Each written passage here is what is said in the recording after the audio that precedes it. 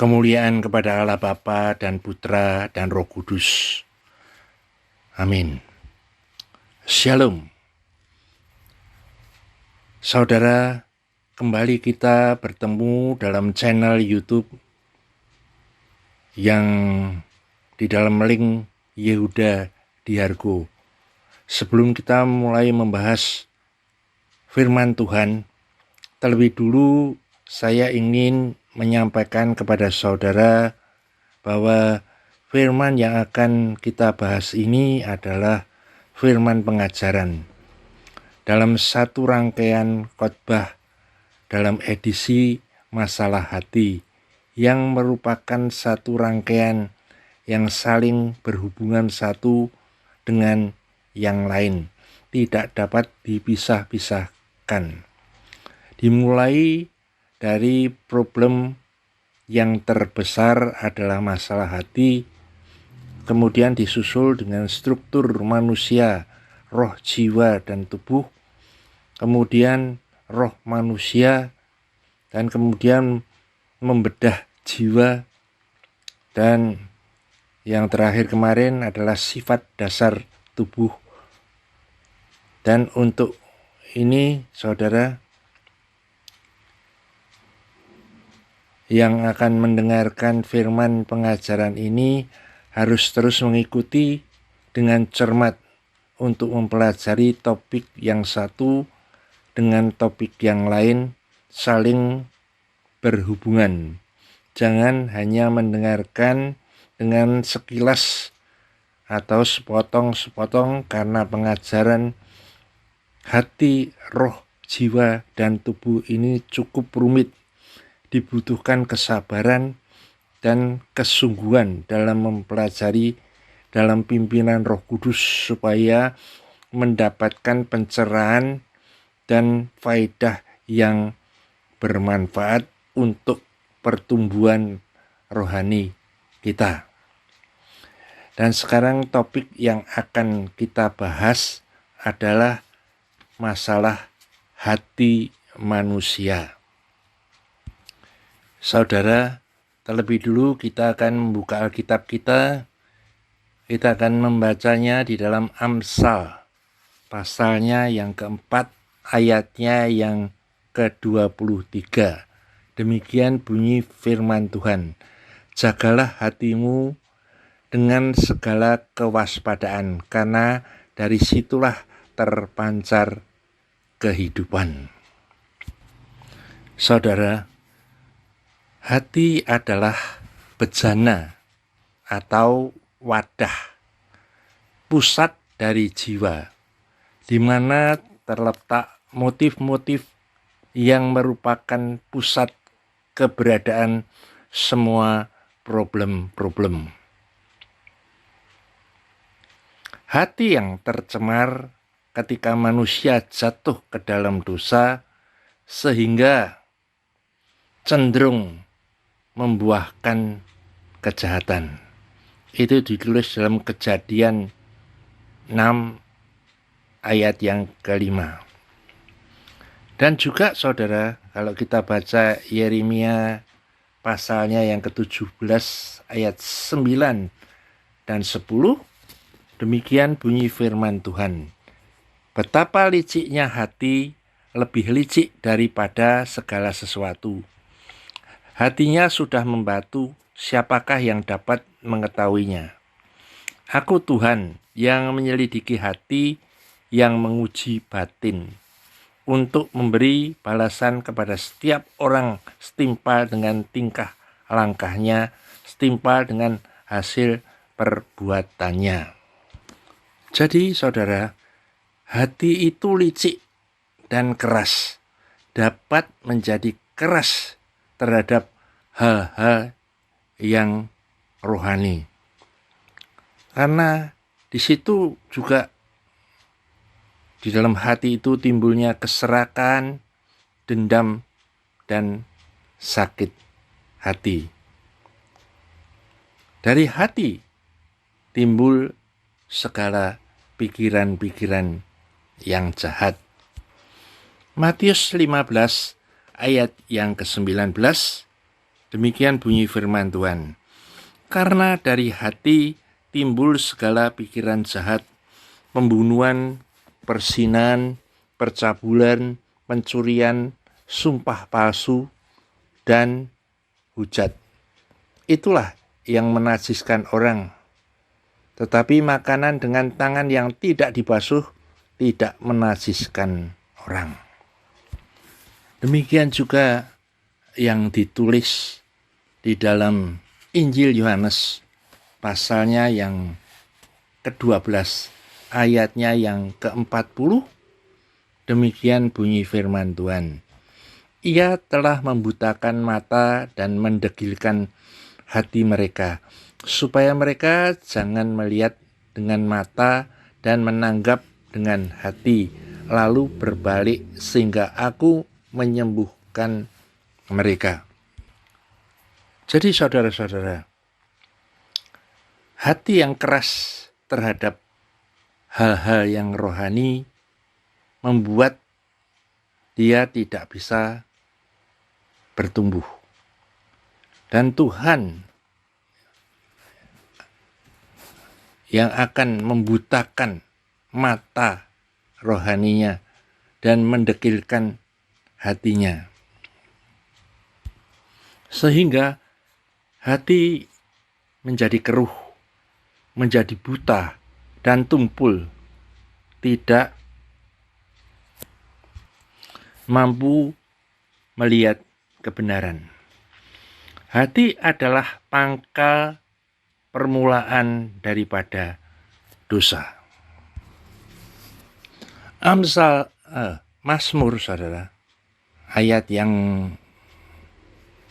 kedua, pasalnya 36. Kita membuka Mazmur pasalnya 36, ayatnya yang kedua. Dosa bertutur di lubuk hati orang fasik. Rasa takut kepada Allah tidak ada pada orang itu. Sebab ia membujuk dirinya sampai orang mendapati kesalahannya dan membencinya. Perkataan dari mulutnya ialah kejahatan dan tipu daya. Ia berhenti berlaku bijaksana dan berbuat baik. Kejahatan dirancangkannya di tempat tidurnya. Ia menempatkan dirinya di jalan yang tidak baik. Apa yang jahat tidak ditolaknya. Jadi saudara, hati adalah pangkal dari permulaan dosa, di mana iblis itu menggoda di dalam hati manusia untuk melakukan sesuatu yang melanggar firman Tuhan. Hati adalah pusat dari kejiwaan kita, atau disebut batinia. Dari mana segala pikiran dan perasaan kita muncul. Itulah bagian paling inti yang membuat seseorang mengambil keputusan untuk bertindak. Suara hati keluar dari jiwanya. Persepsi, asumsi, juga semua keputusan itu keluar dari jiwanya. Semua perhatian, keinginan, kecintaan, kebencian, pikiran dirangsang oleh hati. Saudara, apa yang ada di hati dipilih oleh otak untuk direnungkan. Hati juga akan mendorong serangkaian tindakan-tindakan yang dipikirkan oleh otak. Pikiran adalah alat untuk menganalisa, menghitung, membandingkan logika, tetapi hatilah yang mendikte pikiran kita tentang apa yang perlu direnungkan. Saudara, pikiran itu tempat masuknya pengetahuan matematika, fisika, biologi, kimia, astrologi, geografi, antropologi, dan lain-lain sebagainya. Juga agama, spiritual, teologi, logos, dan filosofinya. Hasil didikan nilai-nilai moral melalui pengajaran dan pemuritan. Demikian juga perasaan kita terhadap semua perhatian, keinginan, kecintaan, kebencian yang dirangsang oleh hati merupakan motif. Motif-motif yang ada di hati memberi perintah pada otak apa yang harus dipikirkan dan yang dipilih atau diputuskan secara logis. Otak adalah alat pusat pikiran tubuh dan pusat perintah dari pikiran untuk tubuh. Saudara, perasaan, tempat luka-luka, dan penderitaan gerbang utama setan-setan memasuki jiwa, mengintimidasi, menteror, dan menggoda manusia. Memori adalah gerbang yang kedua untuk kenikmatan dosa dan masa lalu.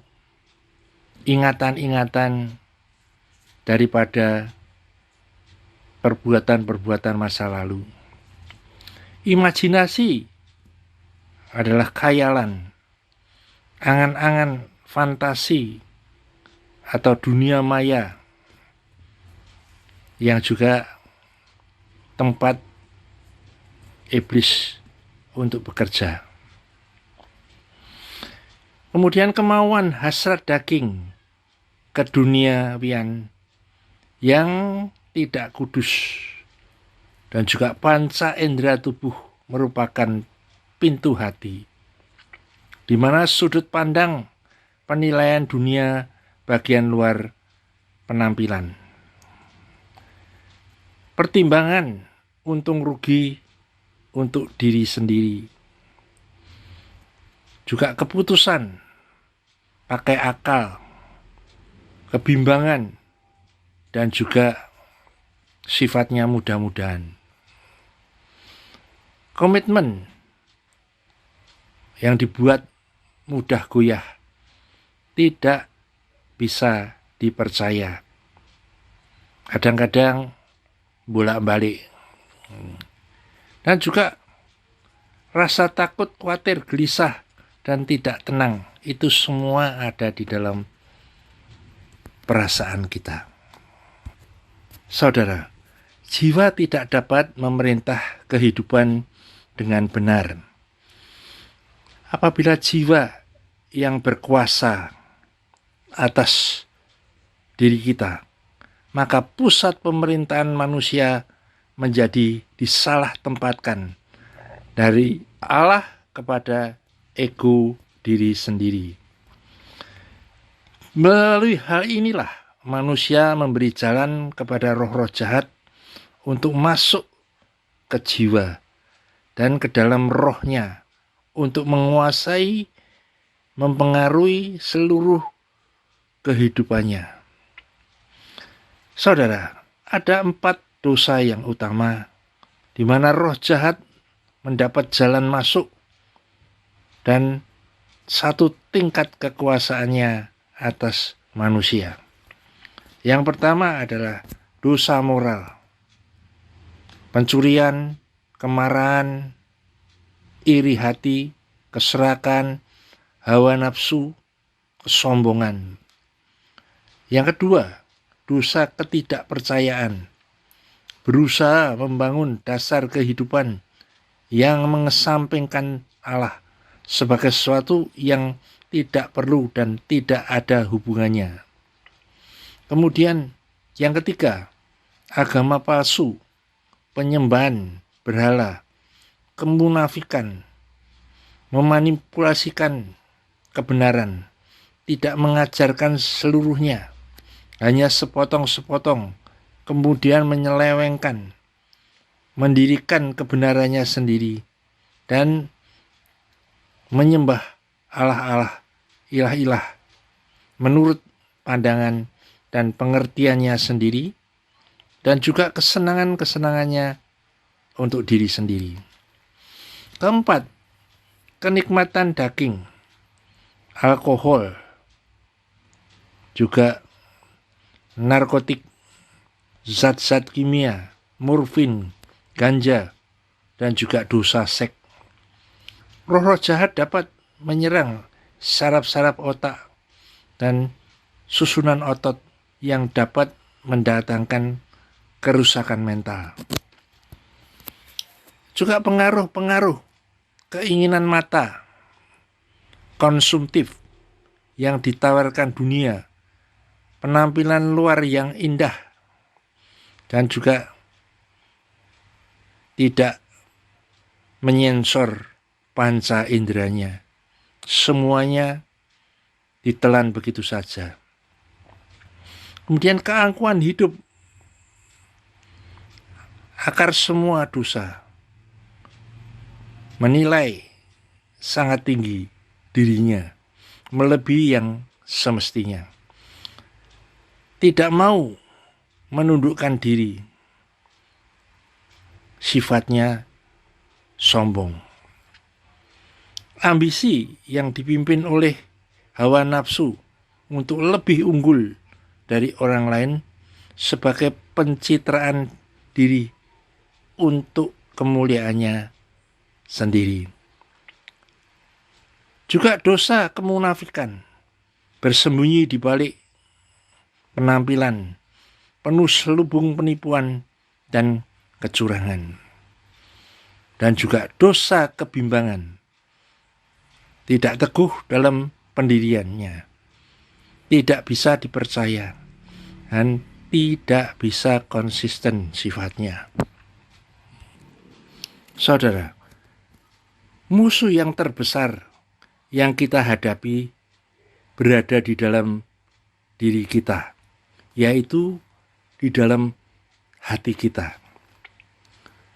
Jalan buntu, rutinitas, kebiasaan, sifat buruk, kekerasan hati, kesulitan, konflik, siksaan batin, luka, hawa nafsu jahat, merasa dirinya benar, semuanya adalah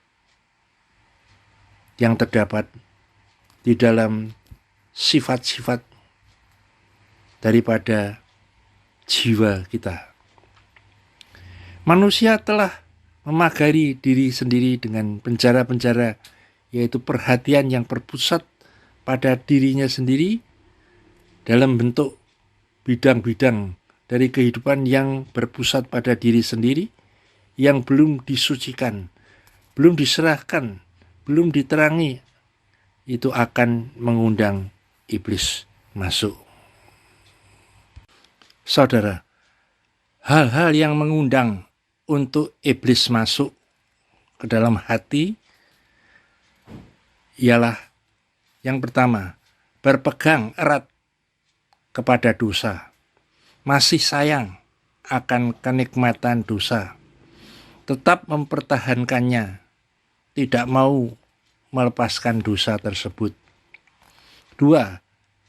Pernyataan yang terlalu gegabah, angkuh, perkataan yang sembrono, yang didasari dengan kesombongan. Ketiga, rasa ketidakadilan membuat kita itu menderita luka batin disebabkan karena kurang memahami kebenaran tentang penderitaan, sehingga pada puncaknya kita bisa kecewa kepada Tuhan. Saudara, jangan biarkan pikiran negatif bersarang terlalu lama. karena kita akan menjadi sama dengan apa yang kita pikirkan. Tuhan menyelidiki hati dan mengerti segala niat dan cita-cita kita. Saudara, salah satu cara iblis untuk menghancurkan iman dengan berusaha supaya kita tetap di dalam keadaan terluka dan menjaga agar pelanggaran tetap tersembunyi dan juga diselubungi dengan kesombongan dan gengsi. Saudara, kesombongan menahan sehingga kita tidak mengakui dan menyembunyikan hati yang sebenarnya. Kesombongan mengeraskan hatinya dan menyemburkan dan perkataan-perkataan yang keras, pengertian sehingga menahan dari perubahan hati untuk bertobat. Kesombongan memandang diri sendiri sebagai korban dari ketidakadilan dengan merasa dirinya tidak bersalah, sehingga menahan sikap untuk memaafkan. Saudara, kekerasan hati menghasilkan lebih banyak buah dosa, sehingga merintangi dan menghilangkan kepekaan untuk mendengarkan suara Tuhan. Saudara, salah satu alasan orang keras hatinya karena hal itu merupakan penghiburan untuk luka hati yang didasari dengan keangkuhan. Saudara, marilah kita melihat dan memeriksa hati, karena yang ada di dalam hati itu mencerminkan watak dari manusia. Janganlah membiarkan hal yang sia-sia, yang tidak berkenan di hadapan Tuhan, yang bisa membuat kita terikat dan merusak dan juga menajiskan, merupakan akar pahit tumbuh terlalu lama di dalam hati. Kita harus cepat-cepat untuk membuang dan mencabut akar-akar yang menjadikan kita itu membuat hatinya tercemar. Kemudian juga mengolah tanah hati supaya menjadi gembur, sehingga mudah untuk ditaburi benih-benih firman Tuhan dengan membersihkan kerikil-kerikil kotoran-kotoran semak duri yang tumbuh liar karena tanah hati yang terabaikan menjadi keras dan bisa tumbuh onak duri. Saudara, manusia telah memagari dirinya, yaitu perhatian yang berpusat pada diri sendiri dalam bentuk bidang-bidang dari kehidupan yang berpusat pada diri sendiri yang belum disucikan, belum diserahkan kepada Tuhan, dan belum diterangi, akan mengundang iblis itu masuk. Saudara, dari dalam kita dapat membuka dan menutup pintu hati dan menerima masukan baik dari Allah maupun dari dunia ataupun dari iblis. Dan problem yang terbesar terdapat di dalam hati manusia. Roma 6 ayat 6. itu tidak mengandung konsep penghapusan sifat lama, melainkan harus disalib, ditawan, jangan diberi makan dengan perundungan dari dunia, sehingga makin hari makin lemah dagingnya. Roma 8 ayat 23. Sifat lama tidak akan pernah dihapuskan atau berhenti keberadaannya selama hidupnya. Jadi dosa itu tidak bisa dimatikan, melainkan hanya berbaring sementara, dan pada suatu saat sifat-sifat lama itu, sifat-sifat dari dosa itu akan bangkit kembali dan bisa mempengaruhi hal-hal yang tidak berkenan dan jahat di mata Allah kalau kita tidak hati-hati. Saudara, hati adalah pusat dari kejiwaan kita atau batiniah, di mana segala perasaan dan pikiran kita muncul. Itulah bagian paling inti yang membuat seseorang berpikir, mengambil keputusan, punya sudut pandang, dan bertindak. Itu semuanya yang akan mengatur kehidupan. Suara hati keluar dari jiwa. Saudara, hati yang lama penuh dengan kejahatan, licik, dan juga keras. Jadi hati perlu dibersihkan, dijaga, diubahkan, dan disucikan. Marilah kita menjaga hati kita, mengawasi, melindungi, memelihara, dan juga Allah menyediakan sarana-sarana untuk menjaga hati itu. Allah memberikan kita hati yang baru. Hati yang baru mudah dibentuk, disentuh, dijamah. Allah mau berinvestasi dengan hati yang baru. Sesudah lahir baru, kita mulai diubahkan dari pikiran-pikiran yang lama kepada pikiran yang baru.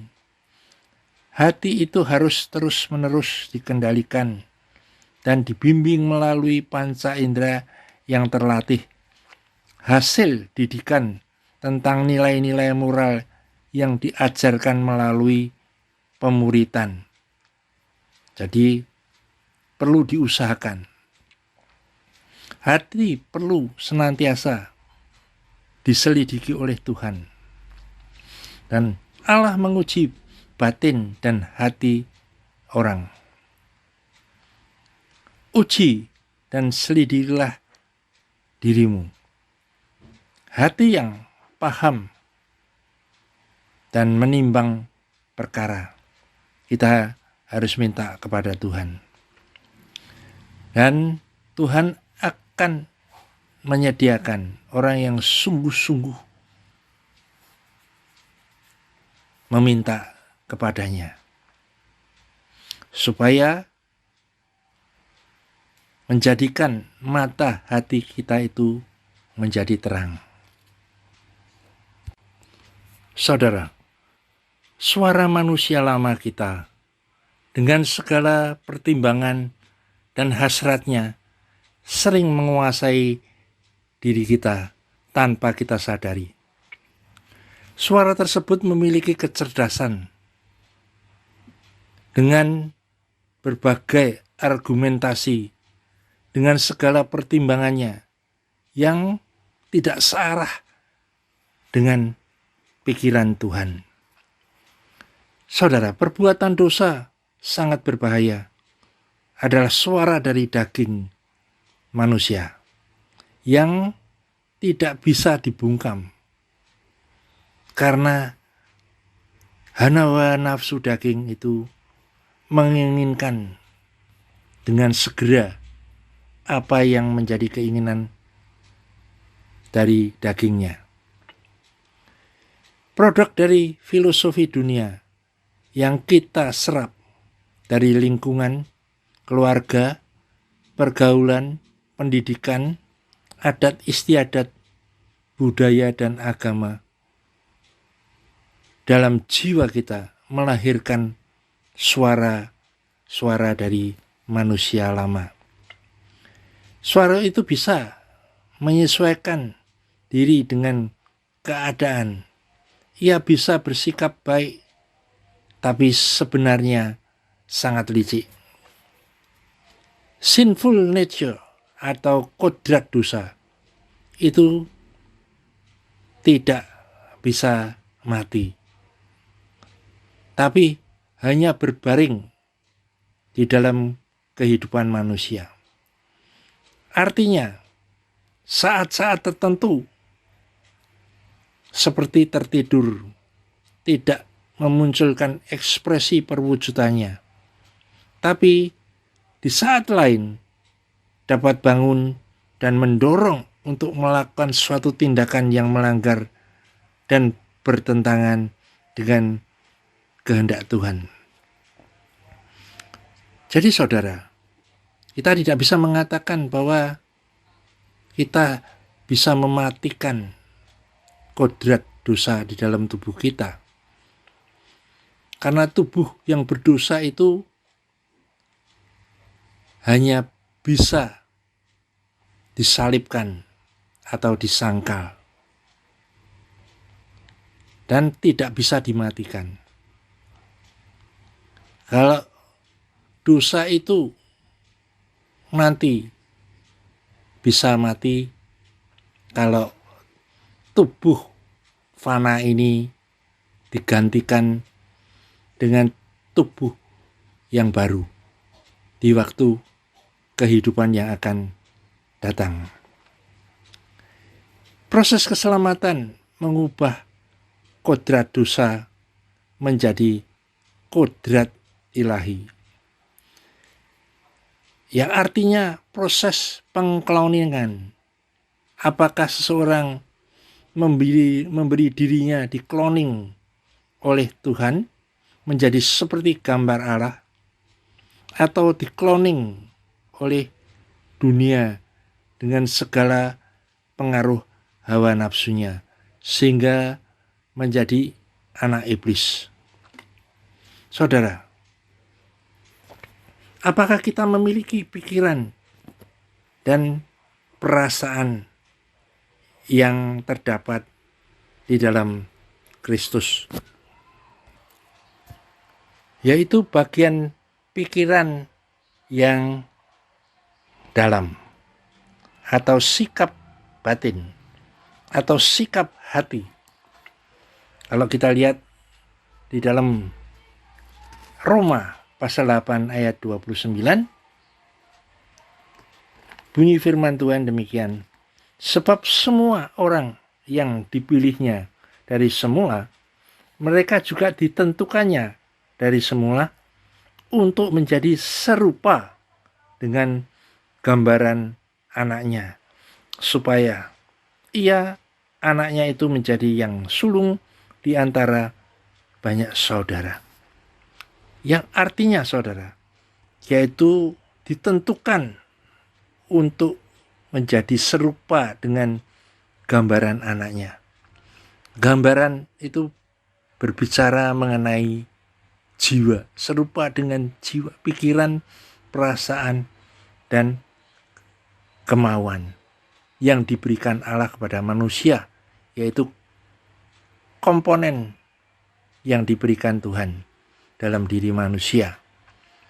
Dan itu harus menjadi rupa daripada Allah, yaitu mempunyai kualitas yang serupa dengan Allah. Saudara, Filipi pasal 1 ayat yang ke-27, hanya hendaklah hidupmu berpadanan dengan Injil Kristus, supaya apabila aku datang, aku melihat, dan apabila aku tidak datang, aku mendengar, bahwa kamu teguh berdiri dalam satu roh dan sehati sejiwa, berjuang untuk iman yang timbul dari berita Injil. Artinya sikap hati kita itu harus berpadanan dengan Injil Kristus, bukan Injil lain atau Injil manusia, melainkan Injil Kristus, Injil yang murni. Saudara, Filipi pasal 2 ayat yang ke-5, hendaklah kamu dalam hidupmu bersama menaruh pikiran dan perasaan yang terdapat juga di dalam Kristus Yesus. Walaupun dalam rupa Allah, tidak menganggap kesetaraan dengan Allah itu sebagai milik yang harus dipertahankan, melainkan telah mengosongkan dirinya sendiri dan mengambil rupa seorang hamba dan menjadi sama dengan manusia. Dan saudara, sikap batin kita atau sikap hati kita harus menaruh pikiran dan perasaan yang terdapat juga di dalam Kristus Yesus. Walaupun dia itu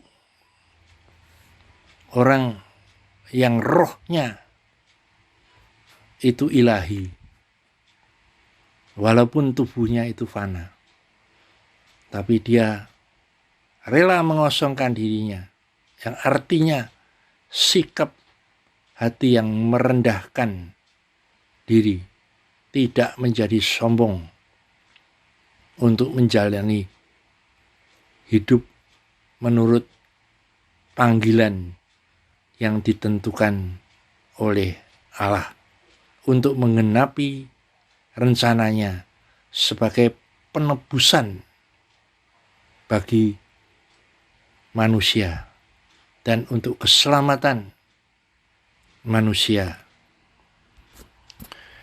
Saudara, hidup dalam pemerintahan Allah itu bisa terselenggara ketika seorang memalingkan diri dari kepentingan diri sendiri dan segala hawa nafsu dan kesenangannya, dan berjuang terus untuk mengerti apa yang dikehendaki Tuhan dan bersungguh-sungguh melayani tanpa batas. Inilah harga yang sangat mahal hidup sebagai anak-anak Allah.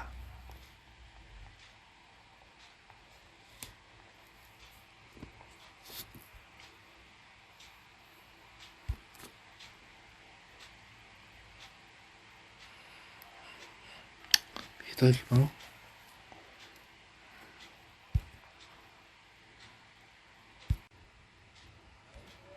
Saudara, proses Tuhan tidak dapat dimengerti oleh akal.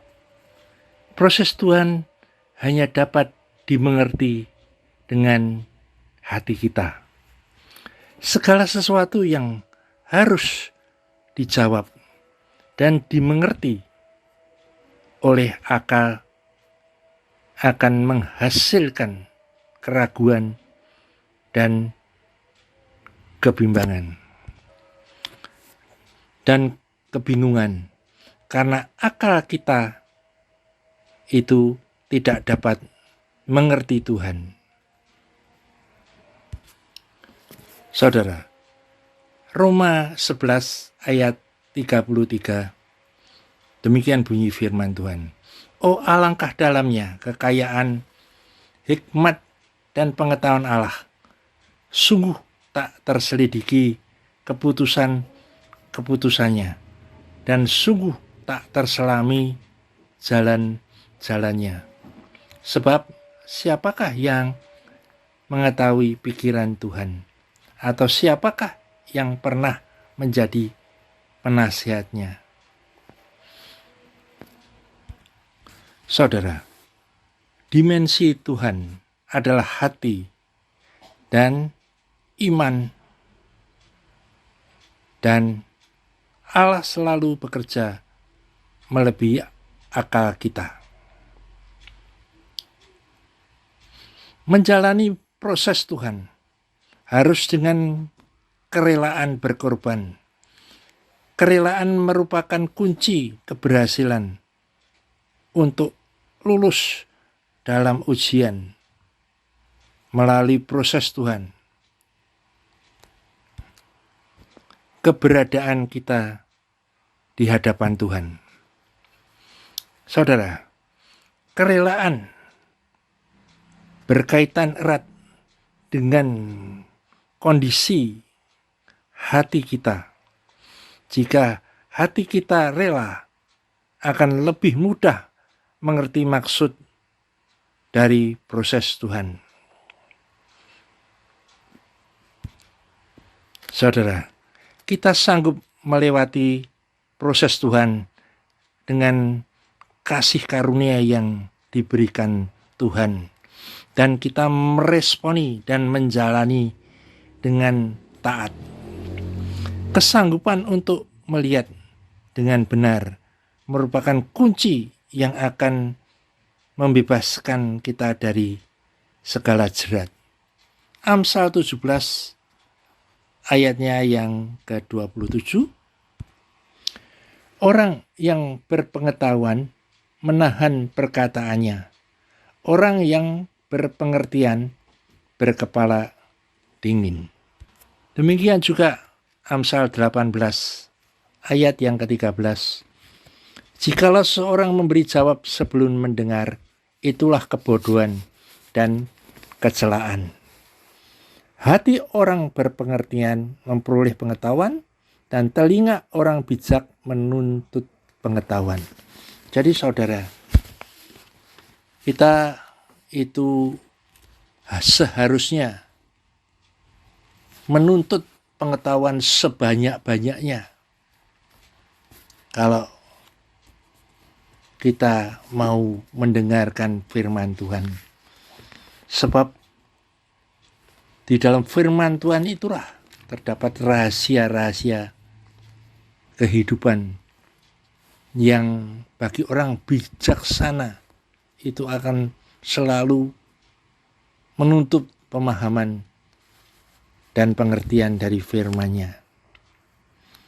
Jadi orang yang bijaksana itu akan menuntut pengetahuan, tapi orang yang bodoh itu memberi jawaban sebelum mendengar.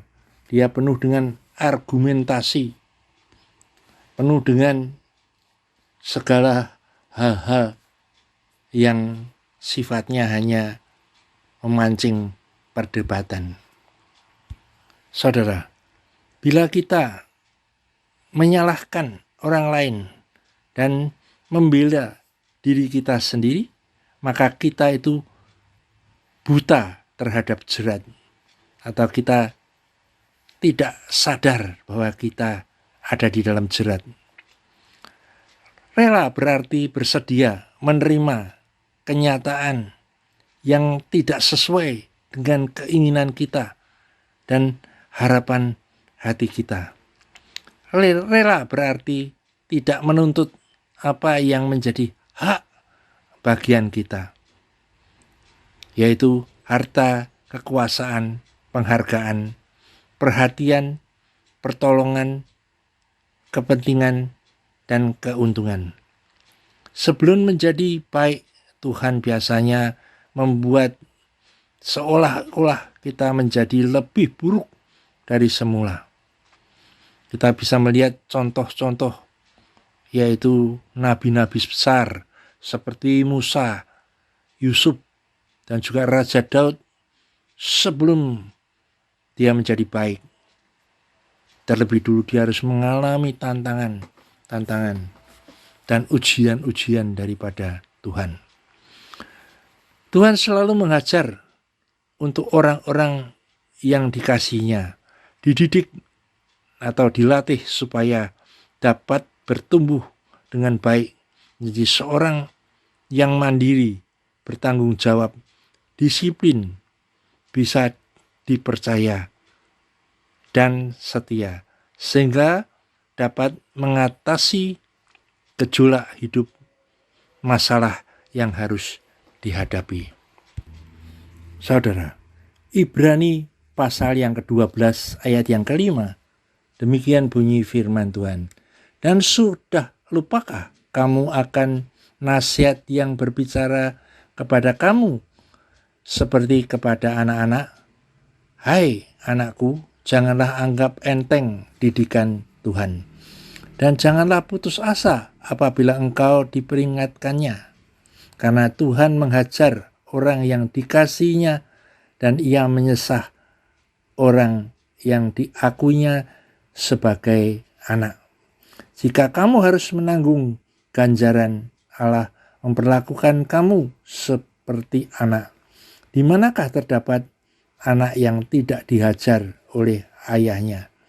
Tapi jikalau kamu bebas dari ganjaran yang harus diderita setiap orang, maka kamu bukanlah anak, tapi anak-anak gampang. Saudara, adalah kesempatan emas untuk mengalami hati yang dilembutkan Tuhan melalui hajaran, melalui ujian, dan diubahkan melalui tekanan-tekanan dari pencobaan. Allah selalu mengirimkan kebangunan rohani sebelum Allah menjatuhkan pencobaan. Kebangunan rohani memberikan kekuatan sehingga pemeliharaan selama masa pencobaan.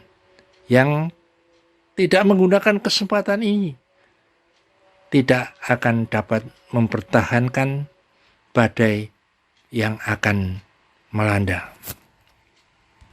Saudara, marilah kita tetap bertekun di dalam iman untuk menghadapi masa-masa yang sulit dan ujian pencobaan yang akan datang. Saudara, marilah kita perhatikan firman Tuhan yang ditulis dalam Wahyu pasal 3 ayat yang ke-11. Aku datang segera, peganglah apa yang ada padamu, supaya tidak seorang pun mengambil mahkotamu. Saudara, akhirnya kita akan tetap teguh berdiri dengan tegak untuk kita belajar kebenaran firman Tuhan. Dan firman Tuhan kita hentikan sampai di sini. Mari kita berdoa. Bapa, kami mengucap syukur kepada Tuhan yang sudah memberkati kami lewat kami mendengarkan firman-Mu. Urapi dengan kami, ya Roh Kudus, supaya firman yang kami dengar ini akan termeterai di dalam hati kami, dan oleh tuntunan bimbingan daripada-Mu memberikan lebih dalam pencerahan-pencerahan dan menggali lebih dalam pengertian-pengertian, sehingga kami menjadi orang yang paham akan maksud rencana-Mu Tuhan. Urapi juga hamba-Mu sebagai hamba Allah yang menyampaikan kebenaran firman-Mu. Hamba-Mu tidak bisa melakukan sesuatu apapun tanpa kuasa yang daripada-Mu Tuhan. Pimpin kami, Roh Kudus. Kami mengucap syukur semuanya.